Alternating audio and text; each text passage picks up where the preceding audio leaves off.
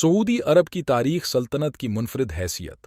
इस फ़र्क को सऊदी मुनफरिद रवाज, रवायत, मुआशरत, सक़ाफ़त और तहज़ीब की बरतरी के तौर पर पेश किया गया। इस गुफ्तगू ने दो मकासद हासिल करने की कोशिश की। पहला ये साबित करना कि सऊदी अरब एक बड़ी हस्ती का हिस्सा है, यानी अरब और मुस्लिम दुनिया, जिसका मतलब ये है कि उसने उनके मकासद की हमायत की और उनके तहफ़्फ़ुज़ात का इज़हार किया। एक बार जब ये कायम हो गया तो उसने सामाईन को दूसरे उसूल को कबूल करने के लिए तैयार किया, जो कि उस बड़ी हस्ती के अंदर अलहदा तरक्की का है। मुज़मरात हुकूमत के मामले पर मरकूज़ थे।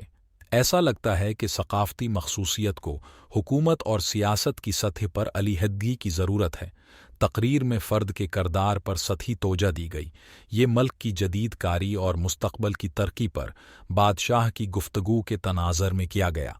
उन्होंने कहा, सऊदी शहरी अपने वतन की तरक्की और तरक्की का बुनियादी महवर है और हम हर वो काम करने में कोई कसर नहीं छोड़ेंगे जो उसकी खुशी और यकीन दहानी को यकीनी बनाए।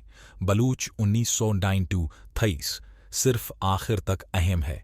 इस तकरीर में जब बादशाह ने मुस्तक़बल के बारे में पेशीन गोइयाँ कीं, इससे पहले सऊदी शहरियों का कोई जिक्र नहीं किया गया था।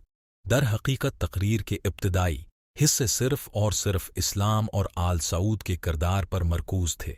मुस्तक़बल की ज़िम्मेदारी ताहम इस फ़र्द पर डाला गया जो फिर तरक्की और तरक्की का एजेंट बन गया। रशीद 1996 बी 371।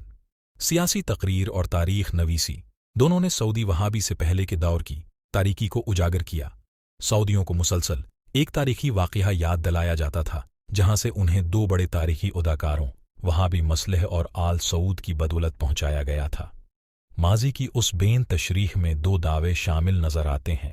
उसने मजहबी एस्टेब्लिशमेंट को मुतमईन किया, क्योंकि वहाबियत को एक ऐसे पैगाम का सहरा दिया गया जिसने माशरे को तब्दील किया और उसे हकीकी रास्ते पर वापस लाया, और उसने जदीदीत के अमल में आल सऊद के किरदार को इजागर किया।